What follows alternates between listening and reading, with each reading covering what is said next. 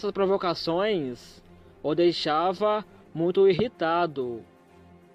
Dava para ver a fúria em seus olhos, além de também eu perceber que quando ele ficava irritado, o canto dos seus olhos ficava meio vermelhos. Alguns até chamavam ele de lobisomem, para ver a reação dele, mesmo sabendo que era errado.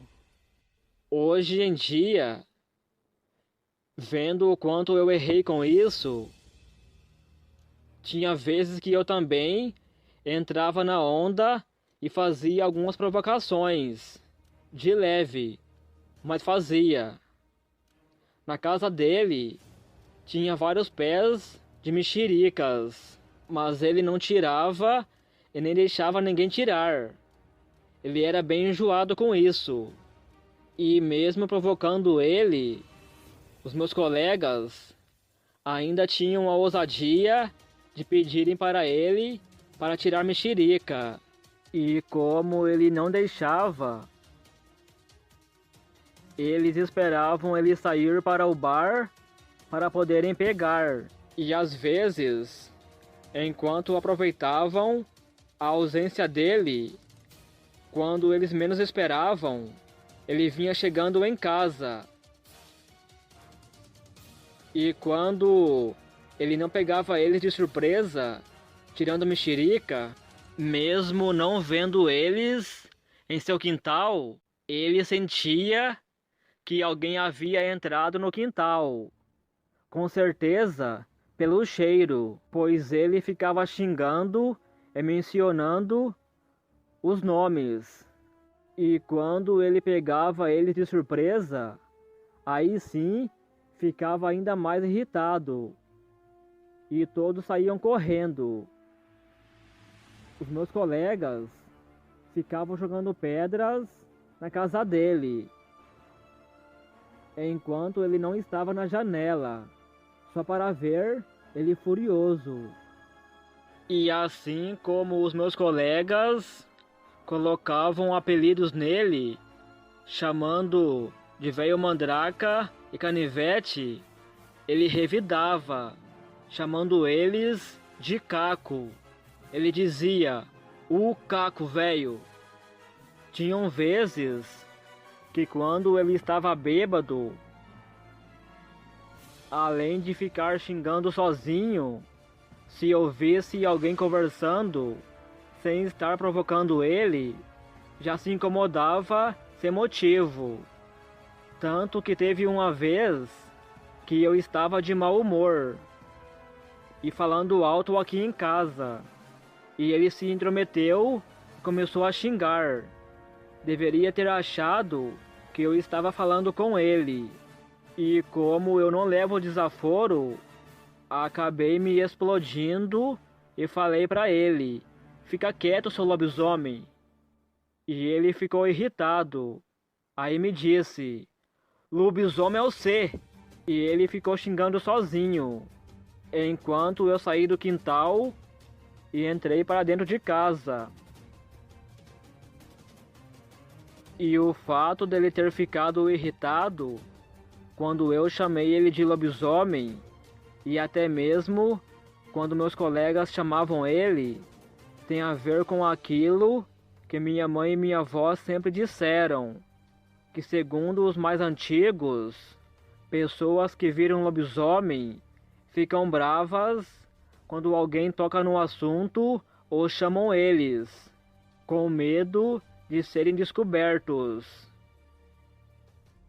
Tinham vezes também que nós brincávamos de esconde-esconde, meus irmãos, meus colegas e eu. E nós escondíamos aqui na minha casa, na rua e também na casa do vizinho. E às vezes ele chegava e nos pegava de surpresa. E como sempre, ficava xingando. E todo mundo saía correndo. E nas vezes que ele estava em casa, enquanto nós brincávamos de esconde-esconde, se escondendo na rua, Um dos nossos colegas, que ele tinha mais raiva, que era o que mais provocava ele, quando ele se escondia, o vizinho contava onde ele estava. Da janela, ele apontava o dedo, mostrando aonde ele se escondia. E alguns anos depois, no ano de 2008, quando eu tinha 15 anos de idade, foi quando a minha avó viu um lobisomem embaixo do pé de limão que tinha aqui em casa, bem em frente à casa dele, na época da quaresma. E com relação ao que eu disse anteriormente, sobre a vez que ele jantou aqui em casa, que custou aceitar a janta, eu falei que ele deveria ter ficado com vergonha, ou talvez por algum outro motivo, quem sabe até pelo fato de não estar acostumado com refeições normais. Eu digo isso pelo fato que não víamos ele comprando nada de alimento, a não ser farinha e erva de chimarrão. Às vezes, nós víamos ele comendo pela manhã, na hora do café, só que era virado, ou seja, feijão misturado com farinha. E o que eu tenho em mente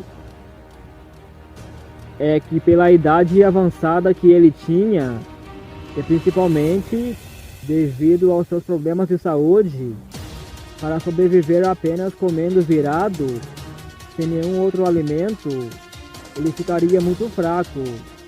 Ou seja, ele só poderia comer outra coisa durante as noites que ele saía para se transformar. E por isso, custou aceitar a janta que a minha avó ofereceu. E as coisas que ele comia durante a noite, com certeza, era o que dava sustento e força para ele. E ainda no ano de 2008, infelizmente, pouco tempo depois que a minha avó viu esse lobisomem perto de sua casa,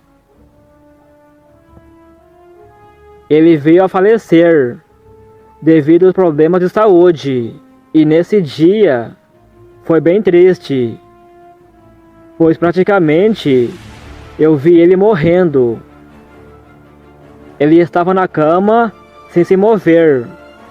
E depois disso, ele foi para o hospital, onde ele faleceu. E além desse vizinho, sempre tivemos outros que foram lobisomens e outros que ainda são. E é por esse motivo que eu sempre falo que sempre convivi com lobisomens, desde os 5 anos de idade. E no decorrer do tempo, eu farei outros relatos com essas experiências relacionadas ao meu convívio. E o próximo relato que eu irei contar será sobre o lobisomem que a minha avó viu no ano de 2008, embaixo de um pé de limão que tinha aqui em casa. E como o lobisomem estava em frente à casa desse senhor, tudo leva a crer que também era ele.